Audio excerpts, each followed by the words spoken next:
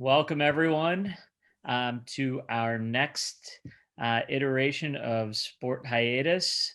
We are doing office hours, our first one with a group of very familiar faces, but also folks who really span the spectrum of people and just kind of the industries and sports around investing, entrepreneurship, really a lot of the initial pillars that NYVC Sports and VC Sports was created on. So we are excited to have on our panel today Jordan Flegel, Melanie Strong, Michael Spirito, Victoire Kogavina, and myself, Deepan Parikh.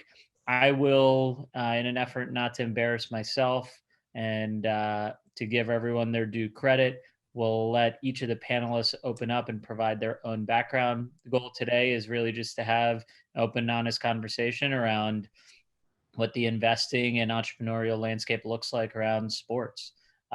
We've all obviously sports is just one component that's been heavily impacted over the last 3 months. But we're going to try something a little different today rather than just go around and ask questions to each person.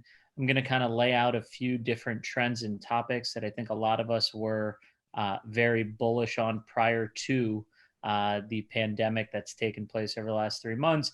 Kind of just talk about how that's changed over the last few months, but also how everyone sees that kind of taking shape over the coming 12, 18, 24, and future months. Before we get started, just want to say thank you to everyone for tuning in. Also, more than anything, want to thank our panelists and also everyone who've worked hard around Sport Hiatus and for VC Sports. More than anything, if there are any questions that you want to run through with us, please let us know. You can submit them on the Sport Hiatus site, and we will go around and save some time at the end to discuss those questions amongst our group. So without further ado, I will stop talking and we can go around the horn and kick it off with Jordan, provide a little bit about his background. Sure. Thanks, Deepan. Hey, everyone out there.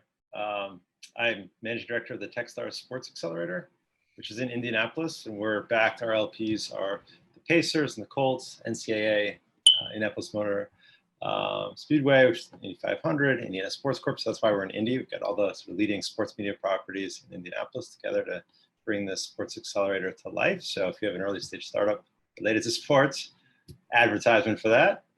Before that, I've been founder and CEO of two venture-backed sports tech-related companies. The first is called CoachUp in Boston. It's a marketplace for kids and coaches for lessons and clinics all around the country. It's fun to partner with Steph Curry there. It's the face of the company. The second business is Draft.com, which is a daily fantasy sports platform where I was co-CEO. Raised venture there. I was in New York City and sold it to Paddy Power Betfair, a global gaming company. And spend my time kind of investing, angel investing, and supporting companies through the accelerator. Many of them related to sports, of course, and trying to give back as much as I can. So happy to be here. Awesome. Thanks, Jordan. We will head over next to Victoire. Hi, everyone. Thank you, Deepan, for having me. So my name is Victoire. I'm the CEO and co-founder of Gloria Football, which is a soccer platform, really. It's my second startup in the space. I represent the founders in this call, I guess. I used to run an agency that represented professional soccer players into the MLS and other markets like Europe and the Middle East. Currently in San Francisco. Gloria is venture-backed by Initialize and Muse Capital. And yeah, living interesting times. Happy to share. Awesome. Thank you. Michael, you want to go next? Sure. Michael Spirito, I co-lead the venture fund Sapphire Sport. We invest across technologies that intersect with sport, media, and entertainment. We're a first of its kind fund with LP representation across the global sport, media, and entertainment world, from ownership groups across the 5 major US leagues to European football with City Football Group, to brands like Adidas, as well as media companies like Sinclair. As we look at the technology landscape, we really we really sort of dive into technologies that are transcending consumer opportunities in the various verticals in which we're interested in. So that can range from digital health and fitness to next generation and disruptive media, to the connectivity of the fan and end user of any platform. And finally, esport and gaming also comprises a big chunk of what we do. And I'm sure we'll dive into many of those topics today on this call. And thanks for having me. Awesome. Thanks, Michael. And last but not least, Melanie. Yeah. Hi, guys. I'm Mel Strong. After working at Nike for almost 20 years, working on soccer or football, as the rest of the world calls it, Victoire, I know. Someday we'll get them there. Running, Nike women's and Nike skateboarding, decided to not follow the path of most of my peer group at Nike and either hang on another 10 years or take another job at another company. I really love this space. And I've been doing a lot of advising of sports and wellness startups. So joined a new fund called Next Ventures. First as an advisor last January, and then as their third partner in October. And it's a really fun, interesting time. It was before COVID and is even sort of more interesting now. I think one of the benefits of leading a new fund is you have no perception bias, all new. So we're learning, we're super humble. I'm very excited to be with all of you. I admire all of you a ton. But in terms of our fund, we're really focused on sports and wellness technology, services, brands, kind of at that late seed Series A level. I've invested in 8 companies so far, but yeah, I'm happy to answer any questions. I'm really excited to hang out with you guys.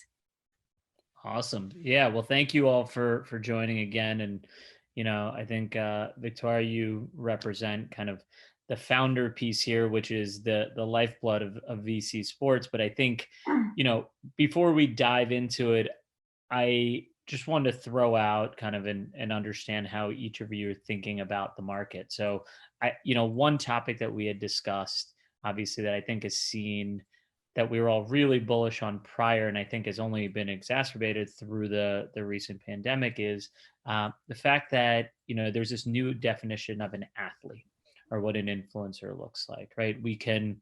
Some people might say, in esports, you're an esports athlete or you're a professional sports athlete. The truth is you're viewed as an influencer. So, the athlete term has morphed a lot over the last decade. You have elite athletes, but now you also have the general population of fitness enthusiasts. Peloton instructors are now influencers and seen as, big athletes around the world. So how do you guys think that has transpired over the last 3 months? But more importantly, what's your outlook on that as you see the market continuing to grow? And we can just kind of go around the table and, Mel, we can get started with you just through your experience at Nike, especially. I think, it's something you're passionate about, and we had discussed around, obviously as we look towards diversity, but we also look towards just the growth of women's sports coming off the backs of this. So love to just open it up to you. Yeah, for sure. Growing up as an athlete, I had my own thoughts around specifically what influencers and athletes look like in this space. But when I joined Nike in 2002, I was sort of floored that all the research indicated that whether you were marketing to a male or female or other consumer, it was largely male athletes that were inspiring to that community. And, you can say that brands play a pretty significant role in changing that problem. But I think over time, partly due to media, partly due to, I think, brands really elevating female and diverse faces in sports, things have evolved a lot, and we still have a lot of work to do. But I think, the days of that iconic sort of multi-million follower ambassador athlete for a company are starting to wane. And I think that's really good. I think one of the beautiful aspects of technology is that local heroes, so to speak, can have a platform. And I think those stories are a lot more accessible for kids these days, especially. It can feel really hard to aspire to a LeBron James. We all think he's amazing. We admire him, but perhaps local LeBron can have a more connected an inspirational message to share. So I'm sort of excited about that democratization of the influencer idea. Nike, obviously Adidas, every brand has had to play a part in leveraging that community to get their brand story out.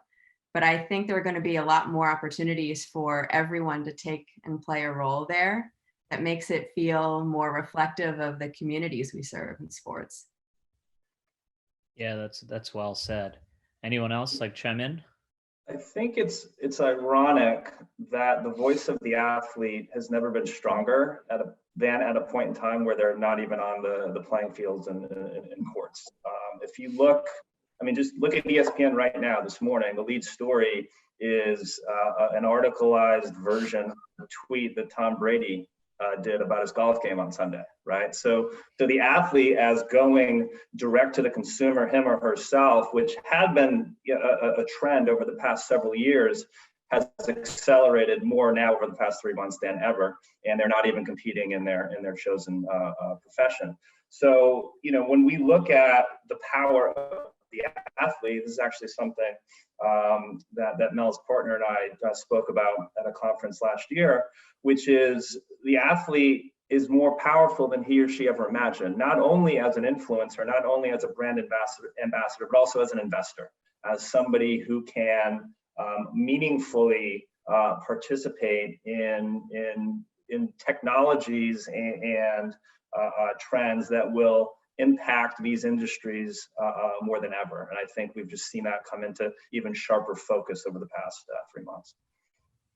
I would like to add a bit on the next generation of influencers, right? Because right now we're seeing that everyone that is an athlete needs a platform, and they're utilizing, you know, all these generalist platforms like Twitter and Instagram and now TikTok more than ever. But what about, or what's happening, and to me, this is very interesting with the newer generation, right? The 12, 13, 14-year-old that are gonna become the next big athletes of the next generation. And it's pretty interesting to see that some of them are going to fall through the cracks because they just don't know how to leverage the social platforms that they need to be on to build that audience.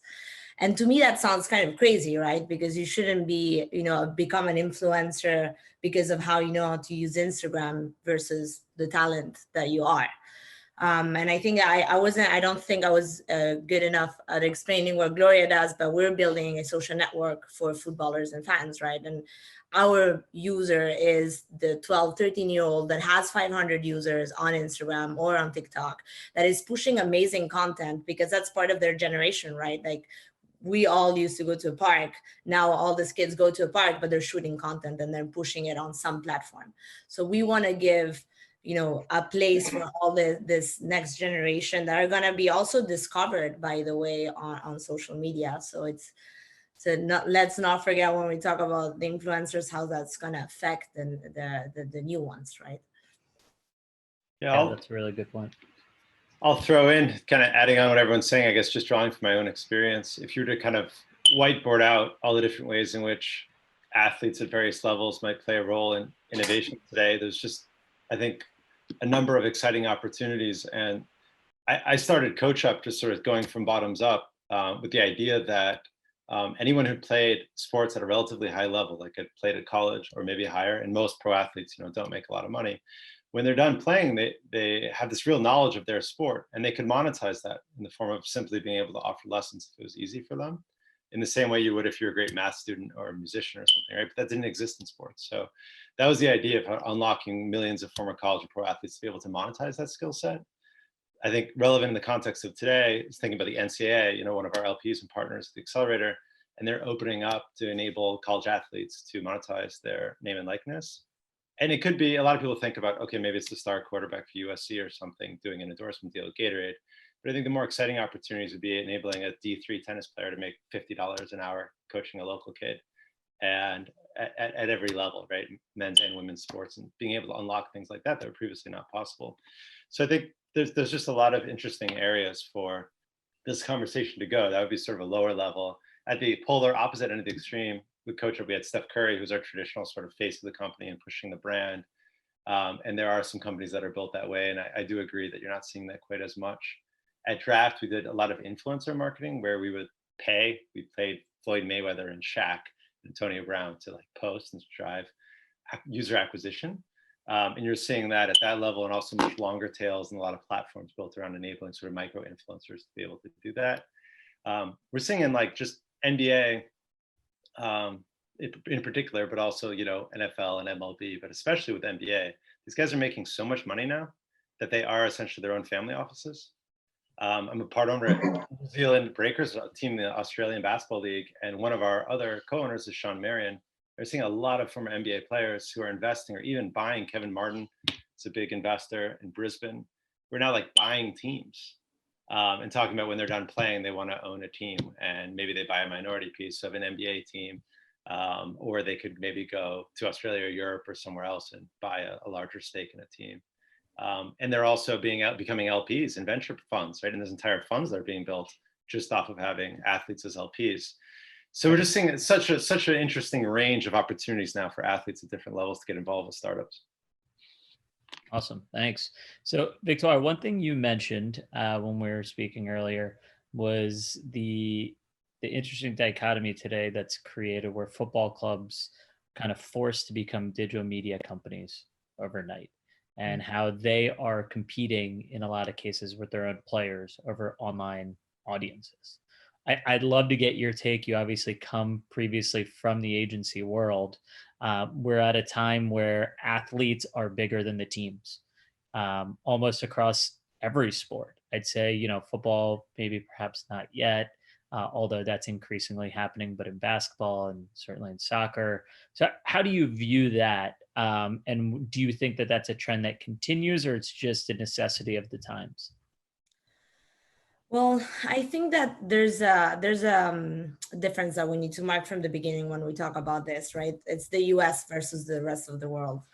And in the rest of the world, you're seeing the mega stars of big football or soccer clubs.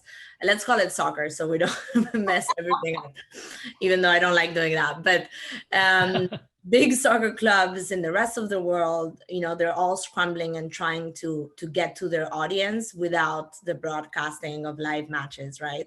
And now we're kind of returning to some normal league schedule, but still they need to find new distribution channels to get to their audience and their fans. And their players sometimes have more or larger audiences than the actual clubs. And because the clubs don't really have a live game and to show you an entire team, the player has more to show you in his house playing with a toilet paper roll, or, you know, showing whatever, like their family playing Uno with their family. Messi did this a few days ago.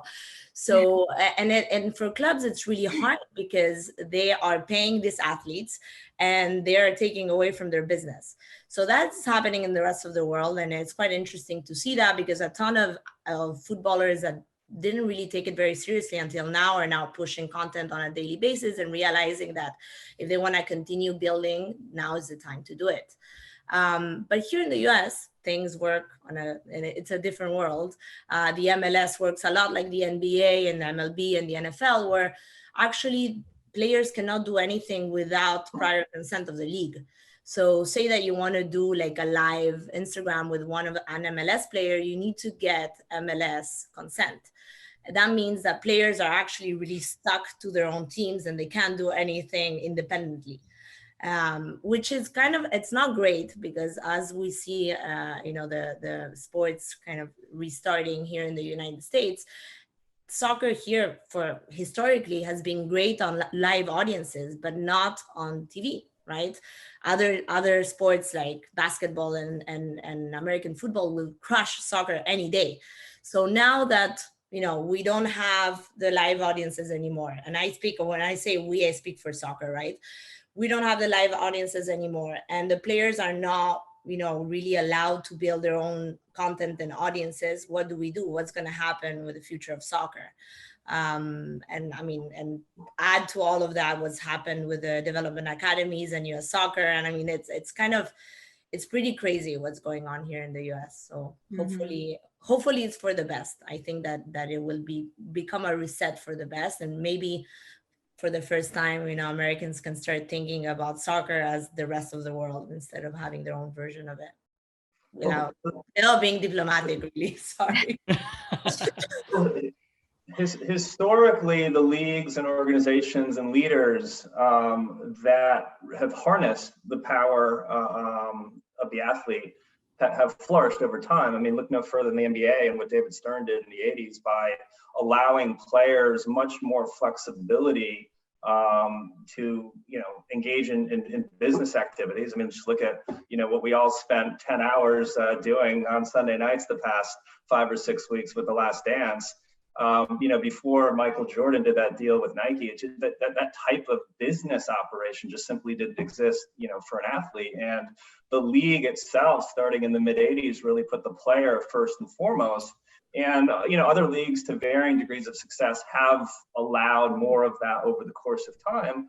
But over the past 5 or 6 years, because of technology platforms and their ability to allow for a more one-on-one correspondence with the actual fan on behalf of the athlete, Victoire, you're right, but the rules of demarcation are still being figured out. And again, if we've seen nothing else over the past 3 months with a lack of on-field and on-court content, the leagues that allow the player to basically carry the torch for that sport and for that organization, I think will be better served over the course of time, however that happens. And it's necessary now more than ever. Yeah, I think one of the things I worry a little bit about, and I think equally cautiously optimistic that coming out of COVID, if there is an out, I think there's just sort of a next, there will be sort of a more equal playing field when it comes to athletes having an opportunity to excel at whatever level they want to excel, and then have a platform to use their voice to do good things in the world. It is becoming, at least before COVID, so exorbitantly expensive for a kid to even start playing sports in the US. Whether it's access to the leagues and the coaches and having parents, frankly, who supported enough to go out and buy the gear necessary to play those sports. And it can cost a family $20,000 to $30,000 to put a kid through the best possible experiences to get them ready for a professional career, if that's what they want, let alone access to technology to be able to get their voice out there. So one of the, I think, hopefully good things coming out of this moment and this reset and a little bit of breathing room around sports and what we want the future of sports to look like is that we will have more of a thought to how to break down those barriers.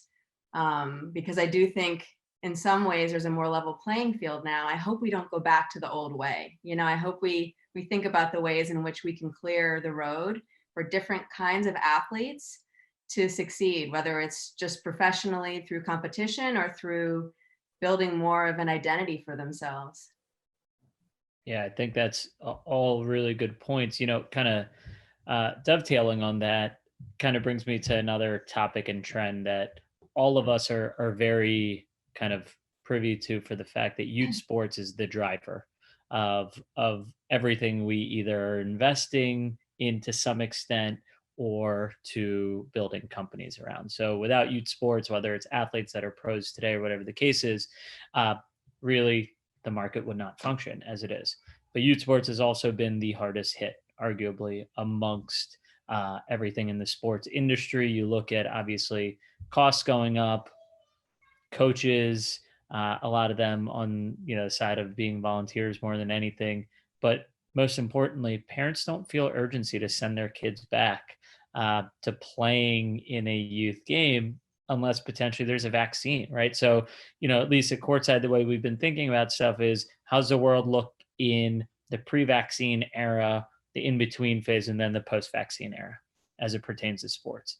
Youth sports really fits into that post-vaccine era. So I'm curious to understand, we were all bullish on youth sports, whether it's esports or traditional sports. How has your view changed, if it has at all? And what do you think the recovery there looks like?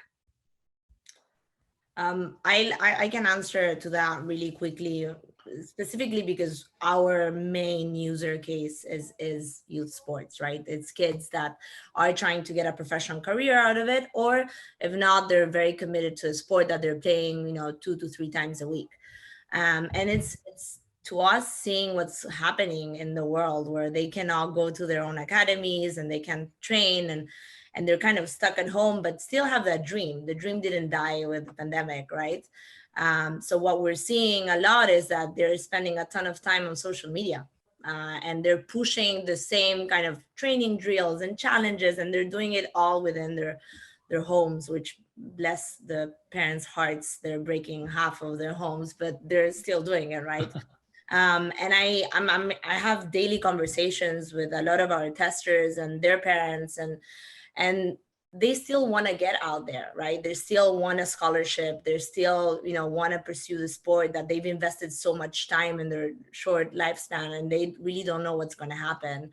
Specifically in soccer and with the whole DA situation, for those that are not familiar, they essentially, US Soccer shut down the entire program that was the ultimate pipeline into the national team here in the US. And then the MLS kind of took over and built a new league that is really hard to believe in, just because of the travel involved within that kind of league will entitle to. So it's in my opinion, and this is obviously my opinion, I think that the players that are very committed are going to continue to strive in their own homes until they get to go back on the pitch, because they know actually that every day that they're not training, every day that they're not working towards that is a day less that they can get their dream. So yeah, I mean, it's I feel very sorry for the U19 generation, because that's a generation of players that is gonna get lost, because they're just not, they're gonna fall through the cracks, and that's really sad. And actually my nephew is one of them, and I'm seeing him struggle with the whole thing, and it's really sad, but we'll see. Resiliency is what's gonna win at the end of the day. And I think and just to close this, women's football was having this massive revolution before COVID, and everyone was talking about them, and suddenly now you're seeing leagues shut down women's seasons first before men, right? The FA did this a couple of days ago, where they decided that women shouldn't play because they couldn't afford testing. But men's, obviously the EPL, the most watched league in the world, they can. So I think that women are actually more diligent in terms of having a presence online. They post more, better quality. I mean, it's part of that. If you see the female influencers in football world, they're amazing. I mean, so we'll see what happens, but it's very interesting. Yeah, just adding on some data around it. I mean, for the main participatory sports for kids in the summer, right? So it's basketball, soccer, and baseball in the US, right? Football more in fall. Immediately with Corona hit, basically all that stopped. And what I think a lot of people don't realize about youth sports in America, and I'll speak America-oriented perspective, but in the summer, it's a tourism business. I mean, there's tournaments, AAU tournaments that happen. Parents are traveling and spending a lot of money with hotels and facility bookings and all of that, visiting bureaus for different towns all across the country, and all of that has just ground to a stop. For our business coach, just adds a little bit of data to it. Again, it's one-on-one in-person coaching, split pretty evenly actually between boys and girls and across all sports. Right when Corona hit in March, our business went to zero. People weren't leaving the house. And then last month it was about 50%, and this month we're at 75% of where we were last year. So it is bouncing back. We're a little bit fortunate in that it's just one-on-one, and so it doesn't require so many people getting together. So there's a little bit more confidence and things you can do to wash your hands, and you don't need to be sort of touching each other in the training process, right? But for stick and ball sports, it's almost impossible to train effectively, without actually being on a field, of court, or a gym, right? There's only so much you can do virtually or in your apartment or something. A much better use case for at-home fitness. We're seeing sort of at least one-on-one coaching and small group trainings in person start to bounce back across the country. The team sports stuff, that's going to be harder hit. And who knows how long it'll take for that to bounce back. I'm not sure how parents will feel until there's a vaccine, but there is a willingness to and a recognition we have to get kids active. We have to get them out of the house. And sports is a great way to do that. If we can find ways to do that outside of just telling them just to go run, or shoot hoops at a court by themselves with a mask on. That would be great, and maybe some more solutions there outside of virtual at-home training. I think we'll have a good moment in time right now. Look, two of the big economic drivers of traditional pro sports simply don't exist in youth sports, right? Media rights, which are essentially holding everything together right now in pro sports, as well as merchandising. So if you look at the industry from the point of view of just how it's comprised economically, or from the point of view as an investor, it's very difficult to wrap your arms around right now. So I think we're all sort of looking at the calendar, and right now we've likely lost the summer, right, with the AAU and traveling and other types of competition that drive that economically.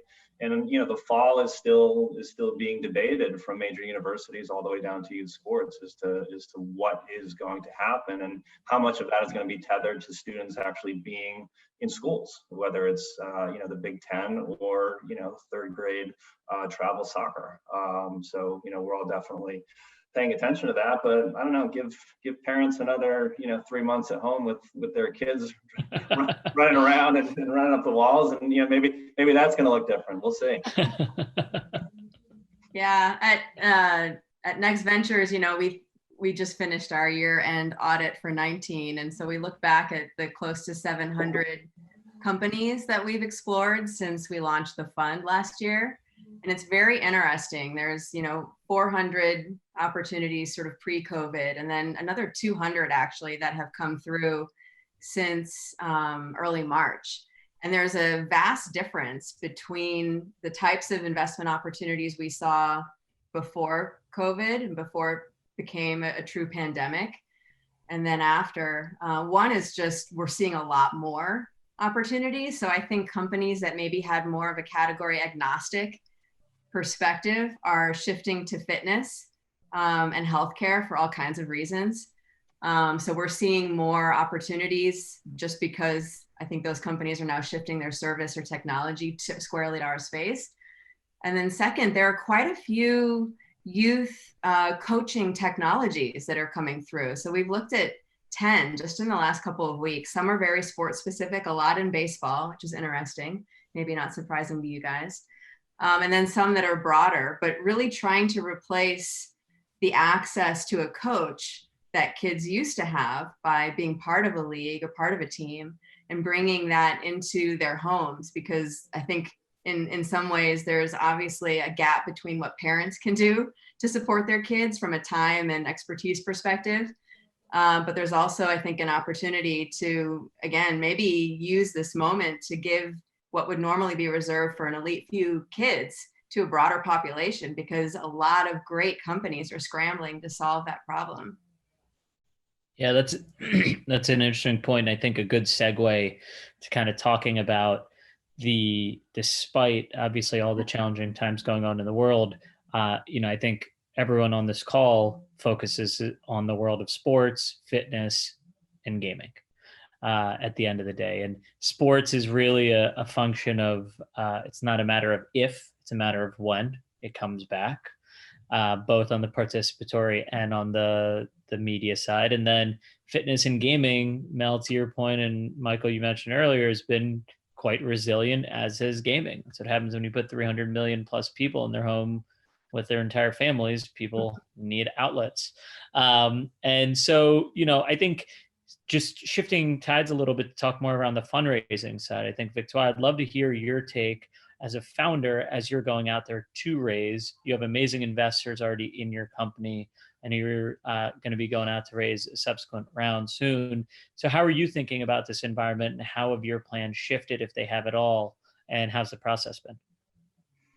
So actually, I've been thinking quite a lot about this, because our last round was a pre-seed. It was our very first round. We had a really beautiful deck, but that's all we had. And now we're going back into fundraising with a product that's working, with testers on it, and it's a different time, right? And I was wondering, not like a few hours ago, actually this morning when I was working out, I was thinking, what if I had to raise my pre-seed now? What it would look like. And I'm sure that it would not look nice at all.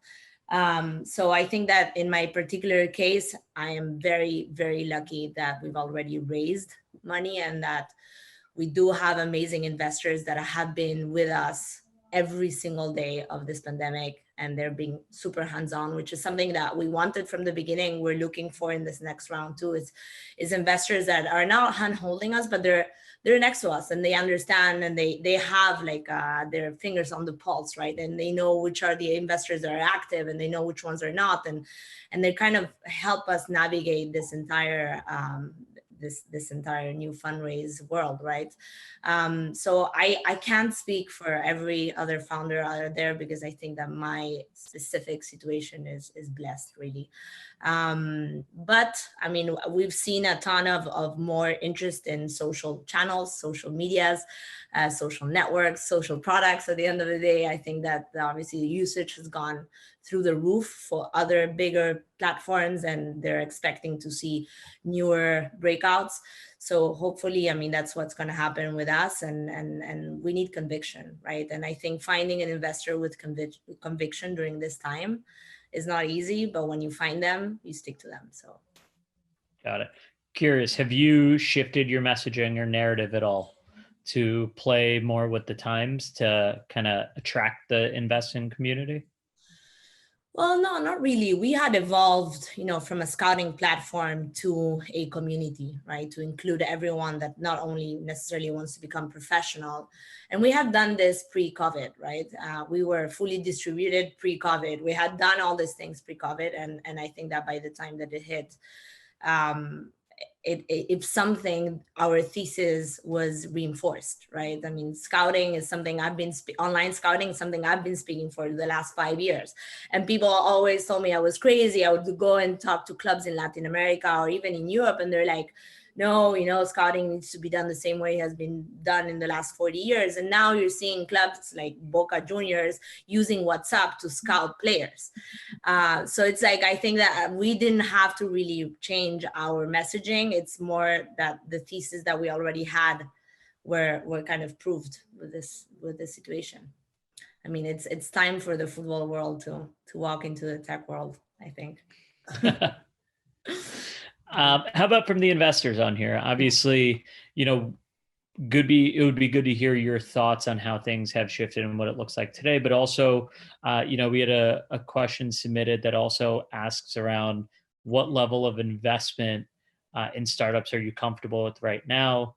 Are deal sizes larger, smaller? If you can touch on that, that would be great. And also just more holistically on the strategy you're focusing on right now. Well, it's an incredibly unique point in time, not only to be raising capital, but also investing. And it's unlike even 2008, 2009, and in 2001, which I know many people on this call either operated through or invested through.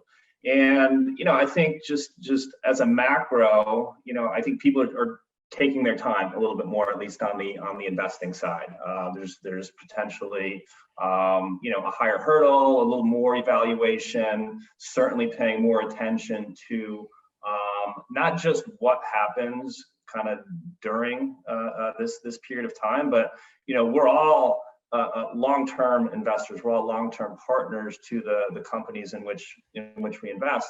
So we're looking at what they're going to be doing 3 years from now, 5 years from now, and how they are constructing their business for that. So, you need to look at not only how they're going to be able to raise capital and perform in this period of time, which again, we don't know how long this is going to last, but also how they're going to build a business that can accelerate on the other side of COVID. And Deepan, you mentioned, there are a number of industries that are positively correlated to this. Half of our portfolio is in personalization of health and fitness and gaming. And a company like Tonal is accelerating right now. They've never sold more product. Gaming companies, as you mentioned, the 24 hours that we have in a day seem like many, many more, because we're not doing anything else other than kind of doing Zoom calls and kind of pittering around our house, and more people are consuming media in different ways, and the concept of media is even expanding to include other things. I mean, fitness content is media. Obviously, gaming content is media. That pie is expanding during this point in time. And another thing that you know we look at quite a bit, and where we spend a lot of time with our portfolio, is this is an unbelievable time for an early stage company to focus on product and focus on the value proposition that you're providing to your customers.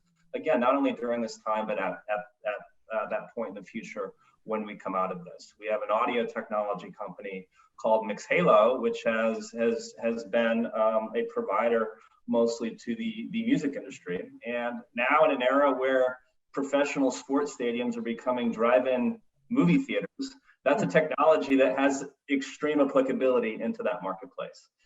We have a social buy flow provider called Fivo, which has mostly serviced live events, but now they're putting their business in position to play a role in digital commerce and other buy flows that are not related to live events, right? So looking at this period of time in which you have an opportunity to iterate your product, and every product is as Victoire knows, is ever evolving and ever getting better. This is a great period of time to not only iterate that product, but also work with your customer base to really understand what they're going to be looking for on the other side of this. Absolutely. Mel or Yeah, I mean, you know, as soon as the gravity of COVID started to settle in for us, the first thing we did, and I know everyone on this call probably did the same, was look at our existing portfolio and just make sure, more than anything else, that we're supporting them. So where do they need strategic help in establishing a runway for an unknown period of time, which is a new approach for all of us, to in some cases being responsible about this moment in time. So whether it's marketing, you know, your brand messaging pre-COVID probably feels very different than your messaging and marketing during COVID. Because if you didn't respond, if you didn't worry first about your team and employees, and then didn't quickly figure out how to do something to serve those most impacted, I think you sort of lost some brand equity. So we did, I think, a really good job of hunkering down with our portfolio and making sure that they had everything they needed to respond appropriately. You know, in the case of Oura Ring, one of our bigger investments, there was a sort of opportunity to use that technology to respond to the moment, you know, that measures, among many other things, body temperature. So there were people around the world who were discovering they had COVID first through their Oura Ring. So we obviously wanted to work with that team, with Harpreet and the Oura team, to make sure that we were responding to the moment appropriately, which was obviously something we hadn't anticipated. But I mean, in every case, the teams have done an incredible job of leading during this time. And then we are, as Michael said as well, sort of still investing. I would say the focus has probably been the one word we've heard the most from our LPs. So now is probably not the time to live on the edges of our thesis. You know, now is the time to go to the place where we know we have both subject matter expertise and a track record. So we're probably taking less risks, but we are still investing. You know, I think we want to be thoughtful about our next capital call and make sure that we are doing that with full transparency around everything else we're doing to manage our fund responsibly. So there's more Zoom calls with LPs. There's more, I think, just diligence around our strategy and why we're doing the things we're doing. But, you know, it is a really interesting space to be in right now. And I think all these funds that are continuing to focus on sports and fitness and health and how you bridge the gap between what used to be reserved for the elite and bring that same technology and benefit to the masses. I mean, I think it's a really good place to be in, whether you're on the investor side or the founder side. Yeah, I'll add, I think it's an awesome time to be invested in sports. And we're all sort of saying this as we're doing it, but like it actually, I think, is for a number of reasons. If you are, esports, at-home fitness, athleisure is another one I'd add that's doing really well right now, where everyone wants to wear sweatpants, et cetera, and be in the house, be able to step out. And that's a category we consider, you know, sports. Lululemons of the world doing extremely well. There are a bunch of categories that are doing well. I think that for the categories that are, you might think are struggling a little bit more because they cater to collegiate or professional sports teams or rights holders and things like that. The flip side of, we're investing in early stage startups. And so now they actually have a moment in time where they can do partnerships because those organizations are like, oh shoot, that they're selling to, we're in trouble. We need to innovate. We have downtime. We can execute on stuff, integrate, and be ready when sports comes back. We're in a ticketing company that's doing really well, is doing large integrations because pro sports teams, major college teams are recognizing that when sports does come back, they have to be a little bit more thoughtful of how they get people to return, and it can't be just the same old way they're doing it before. So I think it is a good time to be in sports in general, and also we're seeing valuations a little bit lower. So that's from an investor kind of perspective, but from a founder perspective, most importantly, which I think most of us are on this tuning in, I'd imagine. Startups are, can be really resilient, right? You don't have to, if you're able to control your destiny and you're not reliant on raising money, and you never have to sell unless you really want to sell, or you raise a ton of money and your board makes you sell. None of the investors on this call, I imagine, would do that. But the ball is in your court, and you can hunker down, work from home, save a lot on costs in a way that most companies can't. Be disparate in your workforce and get a lot of product work done, and weather this and come through on the other end in an even stronger position. So also recognize, I think when you're pitching investors like Michael Mel or I, and we've done 20 investments over the last 12 months, small checks, 120K per company, but two classes of 10 companies each. We're super active, and so seeing a lot of deals. And I think just remember, when you're pitching a VC, the narrative that you're telling us about what the future looks like in 20 years and why it's rosy for you is also a narrative that we need to kind of sell to our internal partnership, or sell when we're raising money to our potential LPs. And so recognize that investors and VCs, we're really kind of on the same path. We're all fundraisers, and the stories that you're telling and the vision that you have, we're kind of amplifying that and broadcasting that to try to get more money into our funds to be able to continue to support companies. So I used to think as a founder that it was very much like there was this world of VCs, and they were like from some strange land, and I had all these challenges of raising money, and they just had all the money. It's a much more tightly integrated ecosystem than that. And so thinking how I think VCs are thinking about raising our next funds and what the future looks like, and if we invest in you, we will be able to raise more money to continue to support you, or we pass it on to other funds, will they be excited about it? It's just important in your pitch. Awesome. Yeah, that's great. I mean, we don't have too much more time left, so I did want to run through a couple more questions from the group.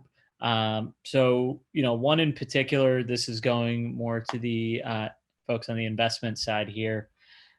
Obviously, no one on this call was not focusing on their portfolio for the first month, just figuring out what was going on in the world and how to really ensure that their companies were in a good position, whether they need to put more capital or not. How do you see your next quarter or next 2 quarters going in terms of just dollars between your existing portfolio and new investments? It'll be a mix. We have a couple of companies that we're raising in 2020 anyway, so we're obviously being very helpful throughout those respective processes. But we're open for business, and we're looking for our next investments. We actually closed one new investment recently since COVID. So we're is in terms of a dollar for dollar breakdown as to what's going to go to existing versus what's going to go to new. I don't think it's going to deviate too much from kind of how we look at and have looked at portfolio construction and reserve capital and just kind of our general mode of operating the fund. Yeah, I'd say pretty much the same on the Next Venture side. We're actually closing on our latest investment in the next week or two. We've closed on 2 investments during COVID, but we also know we need to build more liquidity into our fund to account for any one of our existing portfolios needing something unplanned, right? So we had 2 companies that were planning Series A's in Q3 or Q4. Who knows, right? I mean, we're still very confident that they will be able to raise because of the stories they bring to the table and their success over the last 2 years. But, I think we're also trying to remain careful about the fact that no one has ever been through anything like this before. And I think the first month of COVID really spent a lot of time looking at how VC firms we admire responded during 2008, 2009, and what we all learned from that moment. But I think we also sort of realized that it was different. This is different in so many ways. The health consequences are different. The long-term impact is different. So I think we're all just trying to remain really focused on our priorities, which is portfolio first, and then continuing to invest in companies that we believe in. So it hasn't changed. I think we're just a little more diligent now than we were before. Yeah, those actions of the first, 4 to 6 weeks aren't going to change too much in terms of how we worked with our portfolio. Maybe it was focused on the governmental loans and who might be a right fit for that in that period of time. But right now it might be more on business development and product iteration. So, there continues to be that very close connection between us and the platform that we have at Sapphire and the portfolio that we have. Yeah. I mean, I think for some companies, Michael, you mentioned Tonal, and for me with Fight Camp and Ergata, at-home fitness companies that are just absolutely killing it right now. And our advice is go out and raise as much money as you can, as quickly as you can, because you can't deploy it fast enough. They're making the money back at first purchase and great retention. All those models are doing pretty well. So, so for some, it's like step on the gas, right? And others, it's hunker down. It's a great time to have people on unemployment. I think it's an oversight by the government, but you got a lot of like lower level employees who are making more money being unemployed. And so sometimes the right thing to do is to lay people off and let them, I mean, we're talking very early stage companies and try to bring them back when you can between PPP and that as a path. I've seen a lot of companies that are, it's the message is take care of your people. However, you have to do that with limited resources. For new companies that we're investing in, it's hopefully they're companies that are early enough that can be really heads down on product and have a lot of important product to build, and so they're not too affected. Hopefully, a year from now, when they emerge to really go raise money, they'll be in a good spot and not have kind of wasted a year. Or it's companies that have real businesses that are, whether it's athleisure or esports or something that is able to sustain and enhance, great, and they don't necessarily need to rely on venture dollars because they're profitable and can control their own destiny. I think where we get in trouble is we're seeing a lot of companies that maybe raised a couple $1 million in a seed round before and otherwise look attractive and have great names on the cap table and whatever, but are in a business that is not enhanced by Corona and needs to raise more money, has kind of a big overhead, and those companies, I think, might not be able to survive. And so I think for all of us who have maybe 1 or 2 of those in our portfolio, it's cut aggressively, right, and preserve runway at all costs, and give yourself a chance to emerge from this. So it's a different message to all the different companies depending on where they are. But certainly a lot of great businesses have been built in bad times when there's blood in the streets, and it can be a really attractive time to build a company and for investors to get into companies at reasonable valuations. It's an attractive time to hire talented people. There's a lot of layoffs happening, Airbnb and others, right? So if you're able to capitalize on that as a startup, you're in a great position. So it's not all gloom and doom, I think, during Corona, and even in sports in Corona, there's a lot of opportunity to be had. So. Awesome. So one more question, and maybe 2 if we can get through it. But one really important question was, who do we think is going to sponsor Michael's mustache? Is it going to be Gillette or Manscaped? That was an actual question. Just throwing it out there. Harry's. A lot of strange things can happen during a global pandemic, including but not limited to growing a mustache for the first time ever. Wow. It's aggressive. Well done. Thank you. How about just for men? He's gonna do it. He's gonna go big. My partner Doug likes to say just for men, so we'll go with them. It's not done yet. Well, I think between Michael's mustache and me looking like I'm in a cave in my basement locked away, I'd say Mel and Victoire, you guys are definitely doing better on the Yeah, virtual they presentation look content. wonderful. Yeah, This side of the Zoom. Jordan, is that So your smoke alarm detector that's going off? yeah. Can Someone you not please hear help get it? me out of here. How about Yeah. investing in something that has a smoke detector?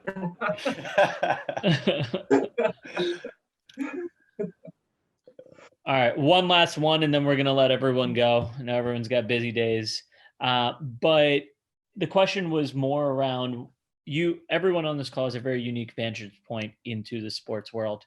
As you're thinking about everything you see in your own kind of scope of work, but also more broadly, what do you think is really important that the sports world is missing today, or has not necessarily opened their eyes up to yet? It can be related to the pandemic or not, but love for you to just share one thing in terms of something the sports industry is not thinking about right now.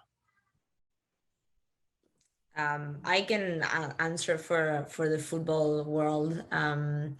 I think that there's an opportunity today for the clubs that haven't necessarily joined the online world to do it, and to do it in a way that connects with their audience and their fans. So there's clubs that we already know that have been, super active before, and right now they're, kind of taking all the fruits of their labors because their clubs and their brands are still in the mouth of their fans. But there's a ton of clubs that are doing things poorly in terms of protecting their own, and then they're doing things poorly in terms of connecting with the people that are at home and are missing, football more than anything else. So I think that for those clubs, it's time to go out there and utilize maybe startups. And I'm not speaking specifically about Gloria. Obviously, we've talked about business development right now is a good time because people are at home and they want to bring something to the table, so they're open to having more conversations and innovate and all of that. But there's actually a ton of companies out there that are small, that are nimble, that are flexible, that are ready to kind of bring different solutions to all the problems that they have. And they just need to take the time to look for them. And I think that the other thing is that we've become more global than ever, right? Like we've hired an entire team that is not in the US. And we're working with people all around the world, and this is true for clubs too, right? You can work with startups that are in completely different geos that you are in, and bring some amazing results to the table. And this is the time to do it, really, because it's not changing anytime soon. Yeah, I mean, sorry. I think for me, I'm hoping that whether you're sitting on the league or team side of sports, or the big brand side or small brand side, or where I sit now on the investment side, that we don't just go back to like the old way. I hear a little bit of that in the language on TV, whether I should be watching that or not is another topic. But I sense that there's sort of a hearkening back to the old way. Like if it could just be the way it was before COVID. And I don't know that the before COVID way in sports in general, this is a huge sweeping statement, is the right way for the way forward. So I hope that sports as an industry takes this moment to think about the changes that we can make that weren't possible when we didn't have a pause.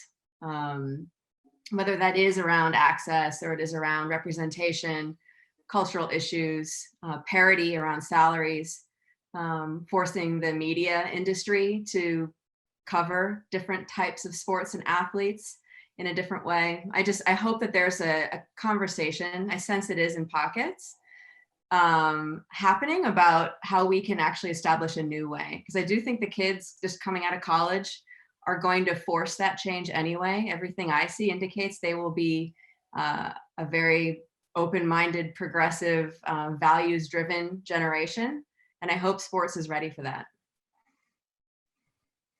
Look, Well the global sport industry has been ascendant for the past several decades, and that's manifested itself in media rights and in team values and merchandising and everything associated with it. So, in this current period, if nothing else, if we can, as an industry, just take a step back and and look at the end consumer and the end fan and what type of product is really driving engagement. That's what we're going to come out of this with, and it's I think, Mel, going to look different than what we went into this with, because if the industry misses this opportunity, then I think it's an